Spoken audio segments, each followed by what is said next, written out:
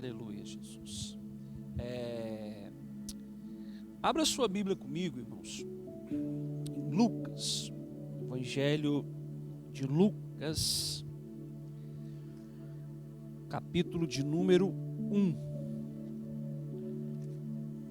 Lucas, capítulo de número 1. Deixa eu pegar aqui. Certo aí, irmão?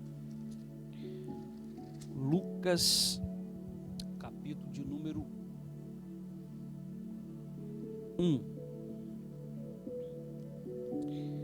Glória a Deus. Versículo de número 5. Lucas, capítulo 1, versículo de número 5.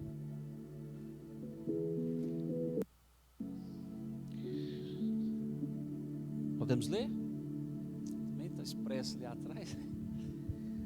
Na época de Herodes, rei da Judéia, havia um certo sacerdote chamado Zacarias, que fazia parte do grupo sacerdotal de Abias.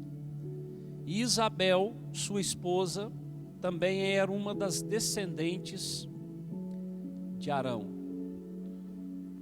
Veja, Isabel, esposa desse sacerdote, ela era descendente de Arão. Arão foi o primeiro sumo sacerdote escolhido por Deus para tomar conta do tabernáculo feito no deserto. E Arão era da linhagem da tribo de Levi. Então, era da tribo de Levi que todos os sacerdotes e sumos sacerdotes tinham que vir. Porém, Isabel, sua esposa, também era uma das descendentes de Arão, era da tribo de Levi. Maria, a mãe de Jesus, era prima de Isabel. Porém, então, Maria também, ela descendia da tribo de Levi.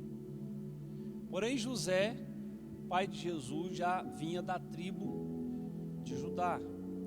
Houve uma união de duas tribos. Há um mistério muito grande nessa união, porque hoje se dá muito valor ao que Maria fez, mas na realidade Maria, ela andou numa promessa de Deus feito a Davi, que um dos seus herdeiros assentaria no trono, ele reinaria em seu trono, o rebento de Jessé. Então, José, ele vinha da tribo de Davi, que era da tribo de Judá. Então, Maria, ela andou num gancho para que algo de Deus acontecesse na vinda de Jesus. Amém, irmãos? Esses dias agora, a Isabela, nós temos aqui o filho do casal Roberto e Thaís. Ele ia te pedir para contar a historinha? Mais ou menos. Os irmãos aí, quando a Ana Celina era pequena, ela pedia para contar a historinha? O Davi, quando ele era pequeno, algumas vezes também ele pedia para a gente contar a historinha. Mas a Isabela, um tempo atrás, ela não dormia sem contar uma historinha. E a historinha que nós tínhamos que contar para ela era da princesa Isabela. Nós tínhamos que pegar a historinha da Rapunzel, mas nós tínhamos que falar da princesa Isabela e dos amiguinhos dela.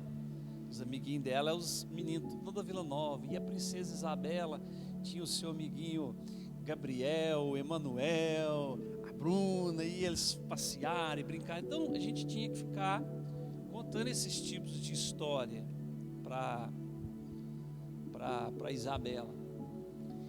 E hoje a gente vê também livros, histórias de Rapunzel, Fada do Dente.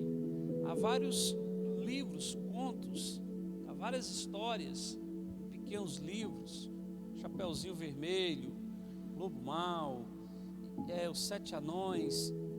E nós sabemos que essas histórias, elas são todas o quê? Inventadas por uma mente intelectual.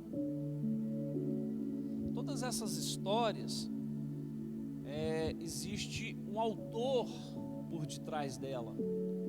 Uma pessoa com uma mente que formou, que criou aquela história e então publicou num livro, encheu de gravuras e venderam milhões de cópias. Quando eu assisto um filme, principalmente uma série, eu assisti agora, Alessandro, uma série na Netflix chamada A Colônia, e eu fico imaginando a mente do cara, da pessoa, do autor, para fazer tantos episódios, um casando dentro do outro, né? Escrevendo os capítulos, personagens, até sair uma série, igual a gente viu. Uma vez eu assisti uma também, acho que os irmãos que assistiram o Ponto Cego, tatuaram-se o corpo da mulher, e o corpo da mulher, cada tatuagem era um enigma, e isso foram vários episódios nessa série, cativando o público, cativando as pessoas, segurando, prendendo elas nos episódios. Pastor Menezes, por que o senhor está começando a reunião, uma mensagem falando de histórias? Porque essas são histórias de uma mente intelectual, de pessoas que estudaram, outras não. Mas quando a gente olha para as escrituras sagradas, a gente vê uma história sendo narrada desde Gênesis. Só que essa história narrada desde Gênesis, resumindo em Apocalipse, ela tem aproximadamente 1.500 anos. 1.500 anos. Aproximadamente 40 autores, escritos em 3 continentes diferentes, em 3 continentes, a história desse livro, um período de 1.500 anos, escrito por homens, mas não com uma mente, irmãos, intelectual, não com a mente da inteligência, da alma, não, irmãos. Há nesse livro aqui uma história muito profunda.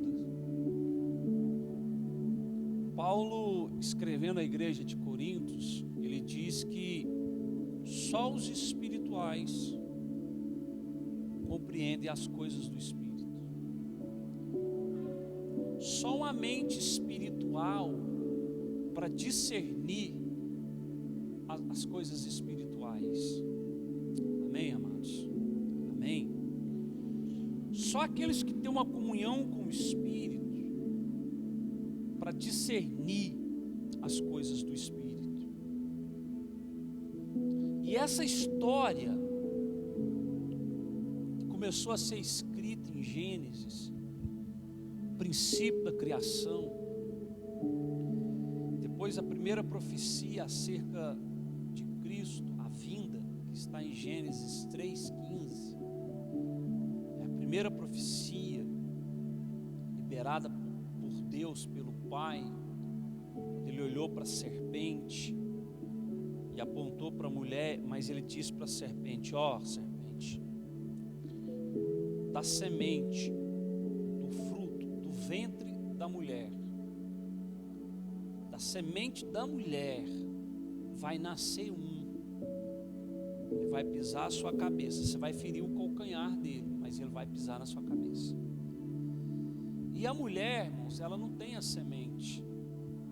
Quem tem a semente é o homem carrega a semente, que é liberado na mulher, e a mulher gera essa semente por 9 meses. Então Deus já vem e diz: olha, do fruto, da semente da mulher, Deus já profetizava o nascimento virginal de Cristo. E de lá para cá, irmãos, começaram a vir então homens dando entendimento, profetizando acerca da vinda do Filho de Deus. Mas veja bem, irmãos, o primeiro a dar a notícia de que o filho dele viria foi o próprio pai. O próprio pai já chega para aquele que causaria todo um caos na terra, ou causou todo um caos, começando lá em cima, quando ele, sem tentador, mas tentando a si próprio, olhando para si próprio, vendo a sua beleza, vendo quem ele era, ele disse: eu vou ser igual a Deus, ou maior do que ele. Eu vou subir até os mais altos céus, vou pôr um trono lá e vou assentar nele. E ele então, quando ele criou essa ideia, projetou isso, ele começou a evangelizar o céu. Ele falou: eu vou fazer isso, eu vou fazer isso. E uma terça parte dos anjos disseram amém para ele, para o querubim caído, que antes chamado de Lúcifer. Então uma terça parte disse amém para aquele projeto louco, doido, né? Então Deus fez o que? Deus precipitou esses anjos dos céus, falou: não, aqui não. E eles escolheram a terra para habitar. Por que eles vieram para a terra?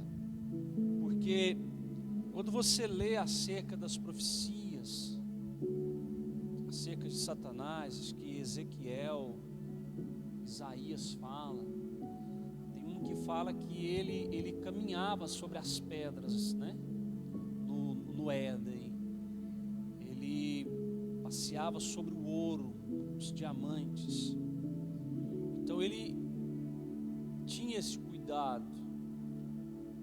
Então ele é precipitado porque ele quis ser mais do que Deus.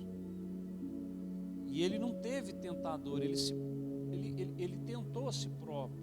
Mas os anjos, a terça parte, ele tentou a terça parte.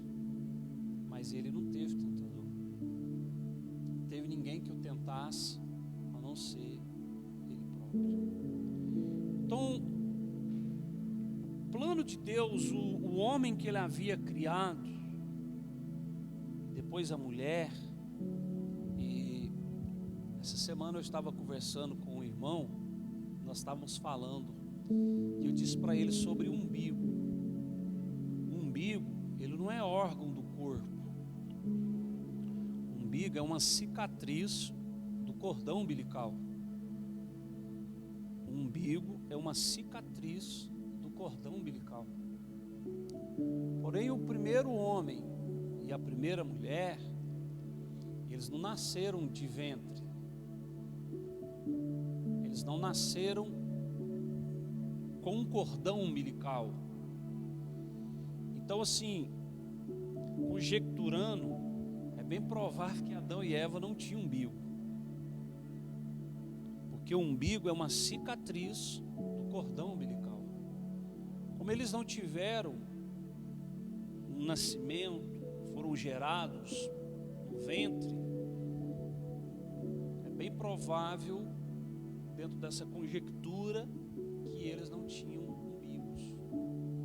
Mas os outros filhos que eles geraram já nasceram no ventre, gerado e alimentado por um cordão umbilical.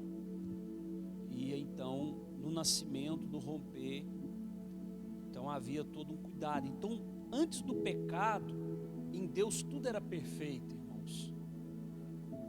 Antes da queda, tudo era perfeito. Vocês estão me compreendendo, irmãos? Sim ou não? Antes do pecado, tudo era perfeito. Então, não há uma narrativa nas Escrituras que falam como o parto era feito. Isso antes do pecado. Como os filhos nasciam, né? Se com cordão umbilical ou se sem, porque tudo era perfeito, Roberto. Se Eva rompia, se ela cortava o cordão umbilical, entende? Então havia a engrenagem funcionando corretamente. Não havia doença, não havia frio, tanto é que eles viviam nus. Não havia frio, a alimentação era balanceada, sadia, perfeita. Tanto é que depois da queda, do pecado, quando você vai para a lei, Deus ele se preocupa com a saúde até do ser humano, e ele diz quais animais deveriam se comer e quais não deveriam se comer. E aí você olha para hoje, para a atualidade, você olha para a China. A China, irmãos, é um grande consumidor de animais proibidos pelas Escrituras. Carne de cachorro, cobra, sabe? Eles comem barata, não é? Come lacraia, escorpião. É um país estranho, cultura. E você vê que eles vão contra mesmo o que as Escrituras dizem. Tanto é que é um país ateu, persegue os cristãos, matam, punem, derrubam os prédios das igrejas. E é constante a gente ver matérias sobre isso. Lá é o ateísmo. Lá tem que se venerar lá o cara da China lá, o governante, o presidente. Então, irmãos, a engrenagem ela funcionava corretamente. E aí Satanás então vem e lança uma distorção na palavra e apresentou que o ser humano podia ser igual a Deus, porque quando ele disse para Eva, não, foi assim que seu Deus diz? Não, ele sabe que o dia que vocês comerem desse fruto, vocês vão se tornar igual a Deus, igual a Ele. Então Eva come, e aí Satanás só soltou o burro. Com Eva ele só soltou o burro, e Eva fez todo o resto. Adão comeu, então aquilo que funcionava perfeitamente, agora fugiu do eixo. E Deus então vem numa das viradas do dia, como ele vinha sempre, procura por Adão, chama Adão, Adão, cadê você? Estou aqui. Aqui onde? Aqui onde? Adão, estou aqui, escondido. Mas por que você está escondido? Não, porque eu estou nu. Mas quem te fez saber que você está nu? Ah, a mulher que o Senhor me deu. Aí já começa toda a acusação, porque o trem já não estava mais funcionando corretamente. A mulher que o Senhor me deu. Então, Eva, quem te fez saber que a serpente me enganou? Então começa todo aquele jogo de acusação. Então quando você vai para Gênesis 3,15, Deus liberando a palavra para Adão, para a serpente, para a mulher, então Deus libera a primeira profecia da vinda do filho dele. Projeta, irmãos, Gênesis 3,15. Gênesis 3,15, olha isso. Estabelecerei inimizade entre ti e a mulher, entre a tua descendência e o descendente dela, porquanto este te ferirá a cabeça e tu lhe picarás o calcanhar. Deus está falando acerca de Cristo, do Filho. Amém, irmãos? Então, e quem dá a notícia em meio ao caos é o próprio Deus, porque tudo estava estabelecido em ordem. E aí eu vou fazer uma pergunta para vocês: os dias atuais, os que nós estamos vivendo, eles estão em ordem? Ele está em ordem, irmão? Não. Tem algo estranho no ar, tem ou não tem? Tem algo acontecendo. Mas se você for espiritual, se você é espiritual, você consegue discernir o que está acontecendo. Porque Paulo disse isso. As coisas espirituais se discernem espiritualmente. Porém, o homem natural não compreende as coisas do Espírito. E o que são as coisas do Espírito? A palavra que ele liberou. As 7 cartas do Apocalipse, o Senhor Jesus disse: quem tem ouvidos, ouça o que o Espírito diz à igreja. Preste atenção, irmãos.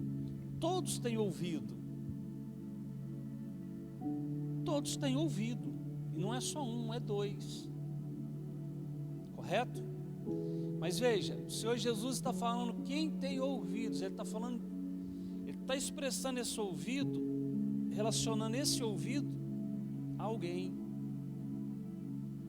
Quem tem ouvido, ouça o que o Espírito. E o Espírito aqui é o Espírito Santo. Então, eu posso dizer que quando Jesus está falando assim, quem tem ouvidos, ouça. Ele está falando da minha nova natureza, da sua nova natureza em Deus.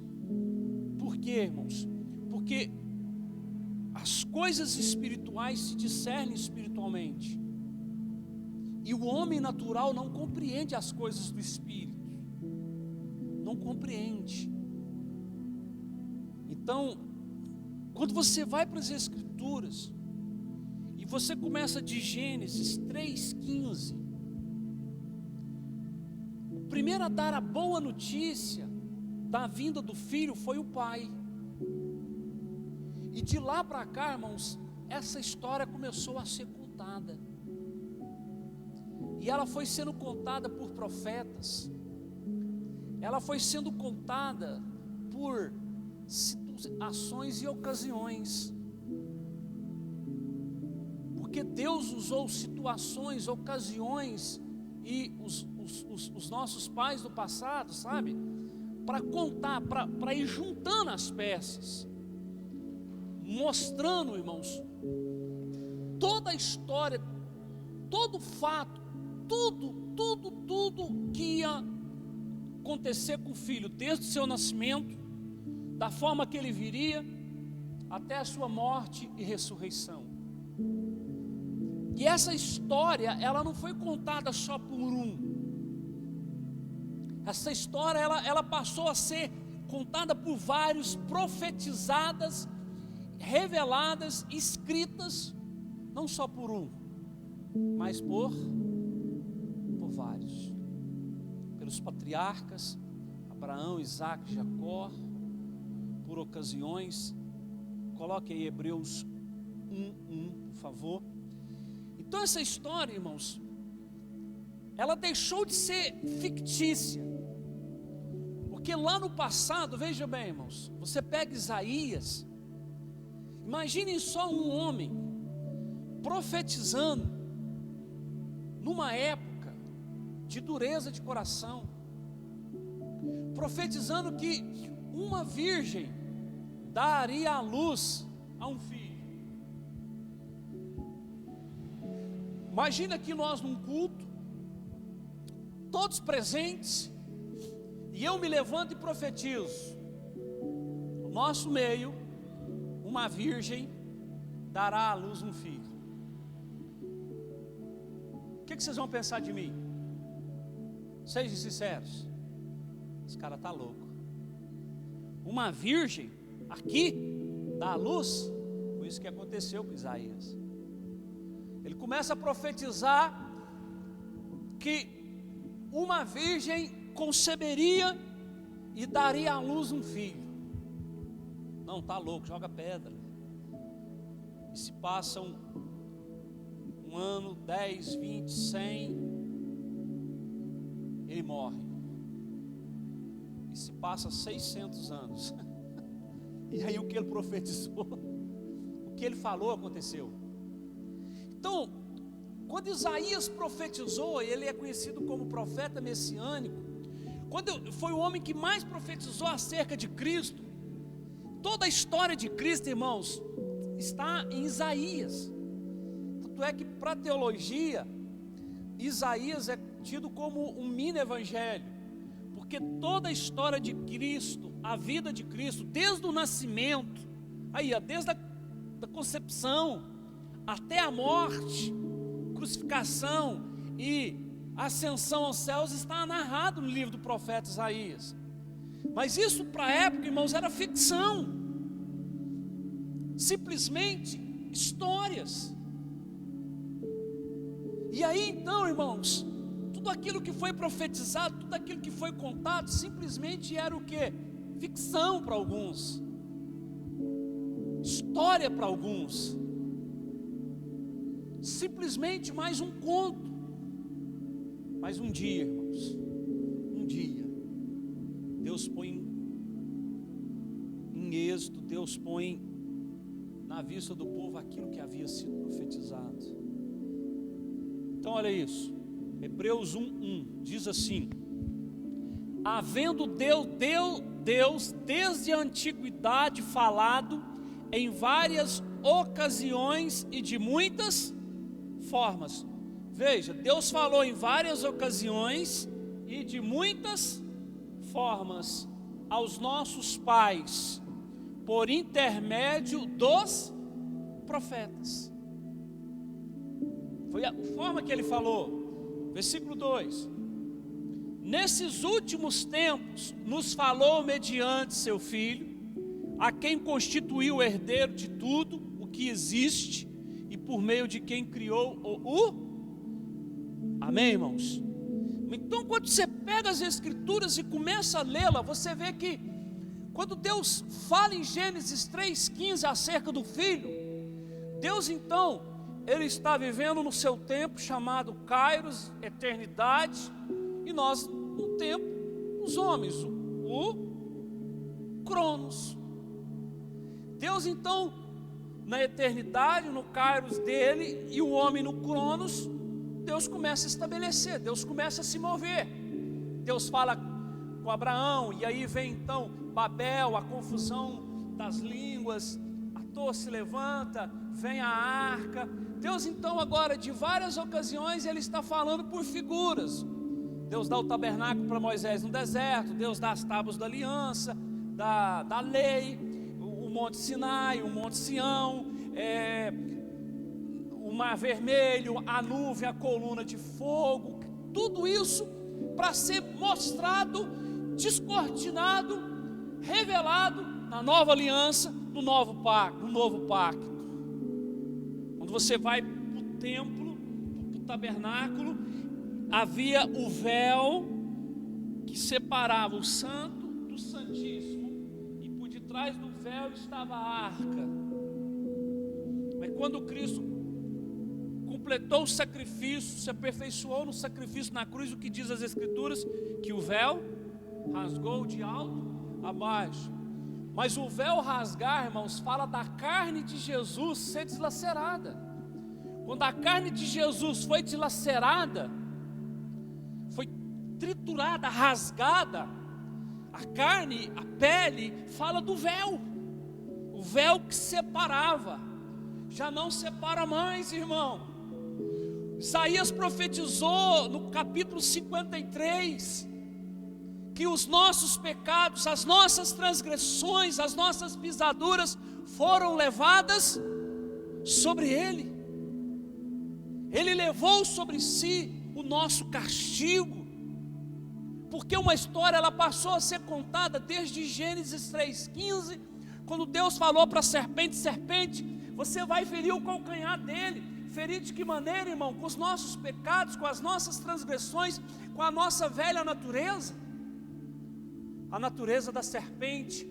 Quando você pega o povo ferido, porque o povo foi picado pela serpente, tipo serpentes no deserto, povo morrendo, povo adoecendo.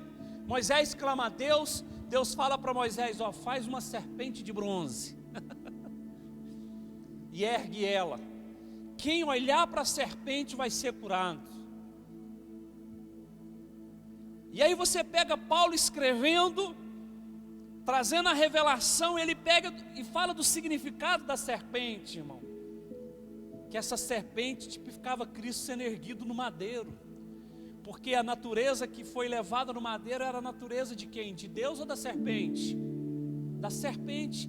A velha natureza, a natureza do pecado, a natureza que nos corrompia, a natureza que tínhamos. Por que pecamos? Não, porque estávamos vivendo no pecado. Por quê? Porque jaz no pecado nenhum justo, todos condenados, a natureza. Mas aí quando nós recebemos Cristo, nós recebemos a nova natureza, a natureza do Pai, a natureza santa, a natureza verdadeira. Deixamos de a condição e viemos para a posição. Por méritos? Não, irmão, por causa do que Jesus fez. A carne sendo dilacerada, o véu rasgado, o véu transposto. E aí você pega hoje o que a religião tem feito. Ela tem tentado costurar esse véu. Deus pega e faz um plano perfeito. Deus começa a contar as histórias, e a primeira história, a primeira profecia sai da boca dele, Gênesis 3,15. E ele fala para a serpente: olha, o primeiro recado é para a serpente: olha o que tu fez, cara. Ô bicho, olha o que tu fez. Tu começou lá em cima, veio para cá. Olha o que tu fez. Olha, você vai ferir o calcanhar dele, mas ele vai pisar na sua cabeça. Ele vai pisar na sua cabeça. Então todo um processo começa. Aí vem Caim e Abel, os dois filhos depois do pecado. A serpente acha que um deles é o que vai esmagar a sua cabeça, porque a serpente não é onisciente, onipotente, nem onipresente. Irmãos, a serpente não conhece, não sabe do futuro. A serpente achava que o meu futuro era viver do jeito que eu vivia, viver nas drogas, viver na bandidagem. Mas um dia, verdadeiramente o meu futuro foi expressado diante de mim, em Jesus Cristo. Assim como foi no seu, foi dentro da sua casa, foi dentro do seu lar, foi dentro da sua família. Não aquilo que ele projetava, de derrota, de fracasso, no catimbozeiro. Não, irmão. Deus chegou e apresentou o seu filho a você, e você o abraçou. Então você recebe a nova natureza do Pai, restaurado, curado, e começa a caminhar com Ele. E aí você começa a ler as Escrituras, você pega todas as Escrituras, você começa a ler histórias. Irmãos, eu já disse isso, não sei se a Thaís já ouviu dizer isso aqui acerca. Quando eu cheguei na igreja, eu ouvi o pastor Mauro falar sobre um homem ser engolido por um peixe. Isso não entrava na minha cabeça. Eu ouvi o pastor Mauro falar sobre isso, sobre Jonas engolido por um grande peixe. Eu falava: não, gente, para com isso. Mas ele ensinava a gente a crer em Jesus, Jesus, Jesus, Jesus, amém, irmãos? E um dia, o próprio pastor Mauro está lá pregando lá, e ele pega e fala de Jesus, falando de Jonas. Quando ele falou que Jesus falou de Jonas, que eles pediram um sinal, quando Jesus falou, eu derrubo esse templo, em 3 dias eu edifico ele. Eles não entenderam, mas Jesus falava dele. Aí eles pediram um sinal, falou: não vou dar sinal não, o sinal já foi dado para vocês. Jonas ficou 3 dias no ventre do peixe. Você vê, aquilo falava do próprio Cristo, é uma sombra de Cristo. 3 dias no ventre da terra. Então toda a história falando de Cristo. Já contei aqui, já falei, quando Jacó vai abençoar os filhos de José, Manassés e Efraim, a bênção da mão direita era para o primogênito, mas na hora de abençoar, Jacó cruza os braços, pega a mão direita e coloca sobre o menor, e a mão esquerda ele coloca sobre o maior. O direito de primogenitura, a bênção era para o maior, para o primogênito, para o primeiro, mas ele cruzou as mãos. Aquilo fala de Cristo, e eu e você, nós éramos os menores, mas A mão foi trocada e Deus nos tornou maiores. Porque quando Cristo veio, o que ele disse? Eu não vim para ser servido, mas eu vim porque o maior abençoando os menores. Não porque somos os melhores, não, irmão. Porque Ele é. Ele é. Então você pega toda essa história, tudo sendo contado, tudo sendo narrado. Quando você vai para o tabernáculo, a mesa dos pães, o candelabro, tudo aponta para Cristo. Segundo a teologia, a forma que era colocada a bacia de bronze, o altar de incenso, a mesa, o candelabro, o santo, forma a imagem de uma cruz. A imagem de uma cruz. Dentro do tabernáculo, o átrio dividia-se em 3 atos: o exterior, o santo e o santo dos santos. A arca, feita de madeira de acácia, coberta de ouro. E lá dentro continha 3 coisas: o maná dentro de um pote de ouro, a vara de Arão que florescera e as tábuas dos mandamentos. 3 sinais de autoridade. A vara que florescera, a autoridade dada aos homens. A palavra, a autoridade dos céus e os mandamentos.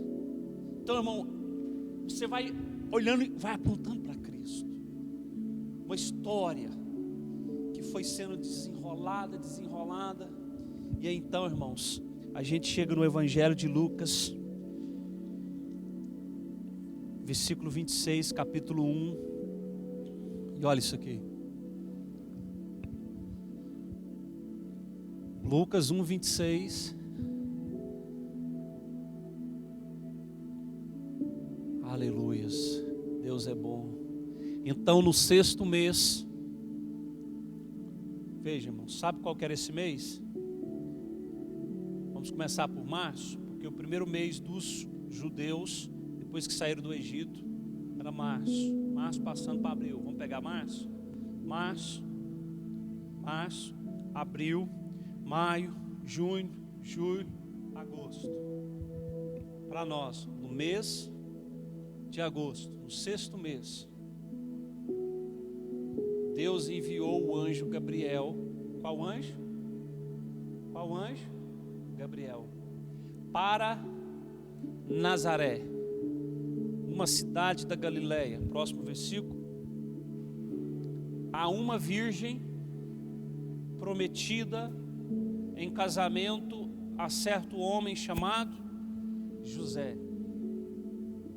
Veja, irmãos, ele foi até uma virgem, porque 600 anos atrás ele usou um homem chamado Isaías para dizer: a virgem conceberá e dará à luz um filho. Então o anjo não podia ir em outro se não fosse uma virgem. Descendente de Davi, veja, de quem que José era descendente? Mas e Maria? Isabel era prima de Maria, e Isabel era da tribo de quem? De Levi. Se Isabel era prima, Isabel também era da tribo de Levi. Vocês me compreendem? Sim ou não? Então está unindo 2 tribos, a tribo de Levi e de Davi. Aleluia. Isso tudo tem um significado. E o nome da virgem era Maria. Próximo. O anjo chegou ao lugar onde ela estava e ao se aproximar lhe declarou: alegra-te, muito agraciada. Alegra-te, muito agraciada. Agraciada é favorecida. Graça é favor e merecido. Veja, graça é favor e merecido. Eles trocaram isso aqui. A religião tirou a definição disso aqui. Graça é favor e merecido. Ela não merecia nada não, irmão. Graça é favor e merecido. Então o anjo chega para ela e fala assim: ó agraciada, ó favorecida. Porque, irmãos, a graça é favor e merecido. Ela não merecia ser a mãe de Jesus, não. Pastor, o senhor vai, que isso? O senhor vai caçar o tumulto agora? Não, irmão. Eu só simplesmente estou ensinando a verdade. Da mesma forma que eu e você não merecíamos estar na presença dele, porque estávamos todos mortos espiritualmente, na nossa condição pecadora. Maria também estava. Ela precisava do Salvador. Então, o Senhor está contigo. Próximo. Diante de tais palavras, Maria ficou intrigada, imaginando qual poderia ser o motivo daquele tipo de saudação. Sabe o que eu acho lindo aqui, irmãos? Quando esse povo recebe visita de anjo, é que eles não se assustam. A maioria dos textos que eu leio de visita de anjo, irmãos que foram visitados por anjos, eles não se assustam. Você vê quando o anjo aparece para Filipe e fala: desce para a rua, para deserta que dá para Gaza. Ele não se assusta. Quando os anjos visitam Abraão, quando os anjos visitam Ló, eles têm uma intimidade assim, um negócio. Você vê Jacó lutando com o anjo, passa a noite inteira lutando com o anjo por causa da bênção. E ao raiar do dia, então o anjo pergunta: qual é o seu nome? Meu nome é Jacó. Eu falo: então a partir de agora você não vai chamar mais Jacó, seu nome é o quê? Israel, porque como você lutou bravamente. E Jacó grudou na coxa do homem e falou assim: você não sai daqui enquanto você não me abençoar. E aquele anjo feriu a coxa dele, sim ou não, irmãos? E ele ficou manco, né? E os de hoje? O que os de hoje faz? Eles não lutam, eles não guerreiam. Por que não guerreiam, irmãos? Porque não se assenta. Próximo versículo. Mas o anjo lhe revelou. Veja, agora o anjo traz uma revelação. Isso aqui é revelação. A própria Bíblia está dizendo: o anjo traz uma revelação. Maria, não temas, não tenhas medo, pois recebestes grande graça. Veja, pois você recebeu grande graça, favor imerecido da parte de Deus. Eis que engravidarás e darás à luz um filho, a quem chamarás pelo nome de Jesus. Olha que grande graça ela recebeu, sim ou não, irmãos? Sim ou não? Recebeu ou não recebeu, irmão? Mas olha para mim e para você. Você acha que nós também não recebemos uma grande graça? Nós não geramos Ele, mas Ele nos gerou. Vou repetir de novo, irmão. Nós não geramos Ele, mas Ele me gerou. Ele gerou você. Você também foi agraciado. Uma grande graça chegou até você. Paulo escrevendo em Romanos, e ele está ali falando sobre a graça, sobre a lei, e em determinado versículo ele diz assim: porque onde abundou o pecado, o que aconteceu? Superabundou a graça. Superabundou é coisa grande, é maior. A graça de Deus é maior do que o pecado. Maria achou graça diante de Deus, favor imerecido, e gerou o filho. Mas eu e você achamos graça diante de Deus, e Ele nos gerou em Cristo Jesus. Você não o gerou, mas Ele gerou você.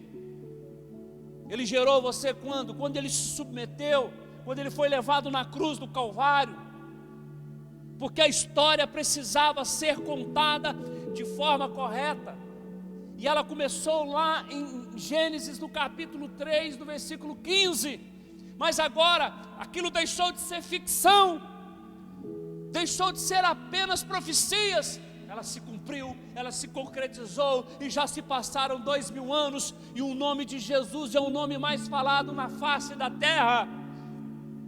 O nome de Jesus é o nome mais anunciado na face da terra.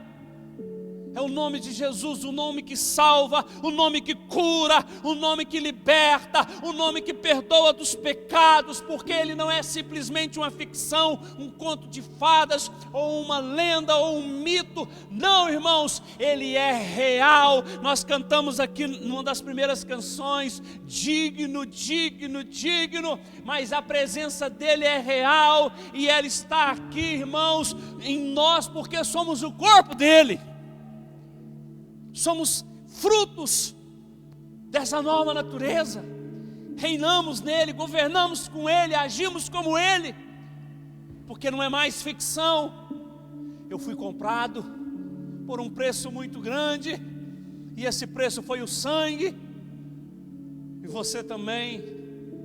Eu jamais imaginaria um dia encontrar com você, jamais sonhei em conhecer você, viver o que eu já vivi, viver o que eu vivo e viver aquilo que eu nem sei o que eu vou viver, aonde eu vou chegar, aonde eu vou estar, com quem eu vou estar. No começo da minha fé, quando eu comprei o primeiro CDzinho do Ouvir e Crer, eu me encontrei com Jesus, e sua luz mudou o meu ser.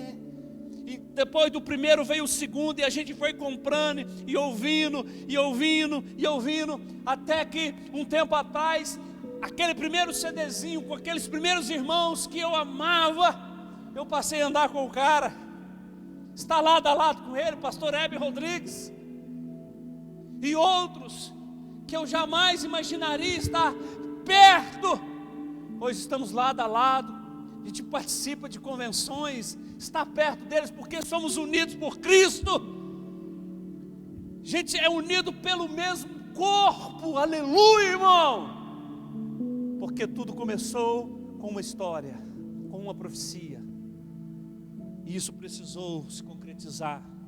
Então agora está o anjo dizendo para Maria: eis que engravidarás e darás à luz um filho, a quem chamarás pelo nome de Jesus. O Emanuel, o Deus conosco, o príncipe da paz, o Deus forte, profetizado por Isaías. Aleluia, irmão. Uau! Hoje nós temos tudo aquilo que ele disse em Joel 2:28, e acontecerá que nos últimos dias derramarei do meu espírito sobre toda carne.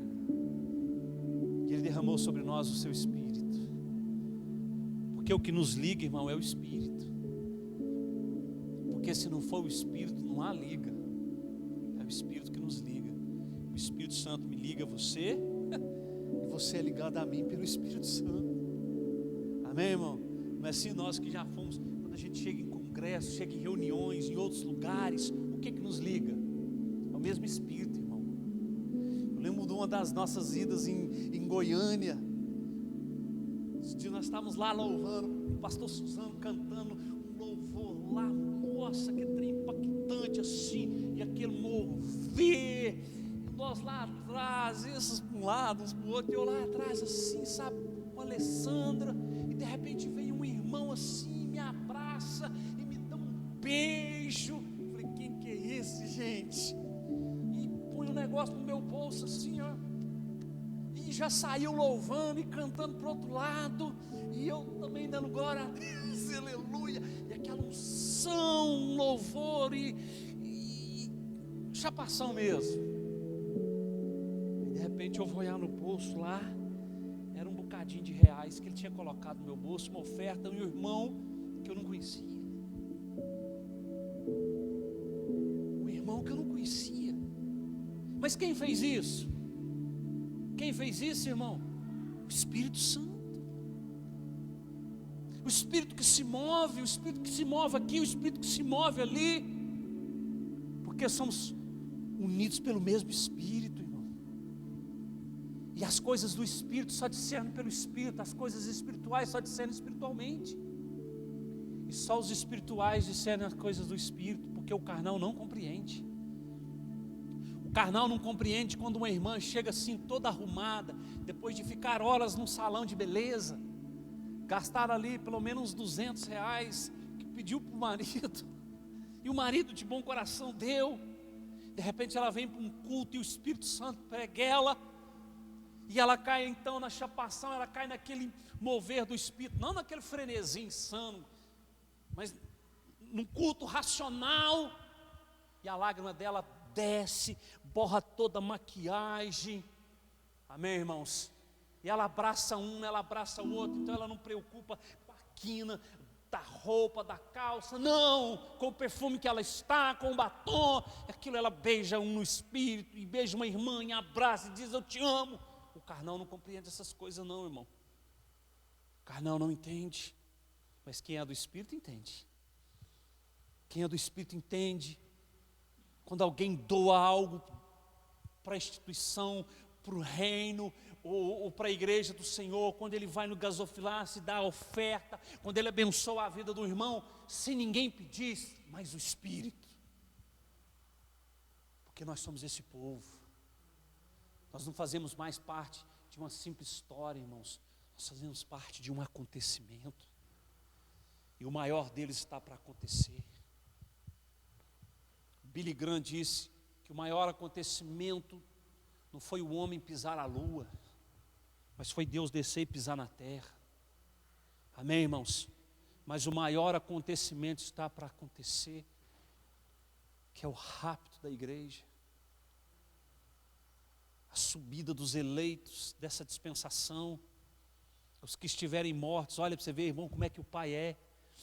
Ele deixou reservado um lugar chamado paraíso, lugar de espera para o arrebatamento, porque é o soar da última trombeta, quando o arcanjo disser com grande voz, os que estiverem mortos ressuscitarão primeiro, e depois nós, os que estivermos vivos, seremos arrebatados, e juntos nos encontraremos nos ares.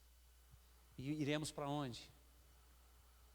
Me falaram de um lugar muito distante daqui, onde o Todo-Poderoso está, rodeado por seus anjos, rodeado por arcanjos. Santo, santo eu irei cantar, vamos ficar de pé, quando eu passar os portões celestiais com os anjos. Oh, irmão, aleluias, aleluias, irmãos. Eu não vou falar para vocês que eu invejo aqueles que já foram, porque eu não invejo, não. Amém? Mas que lugar de honra para eles, o paraíso. Paulo foi lá e falou: gente, é inexplicável aquele lugar. É inexplicável, o homem não consegue compreender. A mente humana. O plano de Deus, irmão, foi executado. E hoje nós fazemos parte dele. Fernandinho cantou: faço parte de um novo tempo. Não, mas esse novo tempo já chegou, ó, quando ele foi para a cruz e ressuscitou. Inclina a sua cabeça, vamos orar.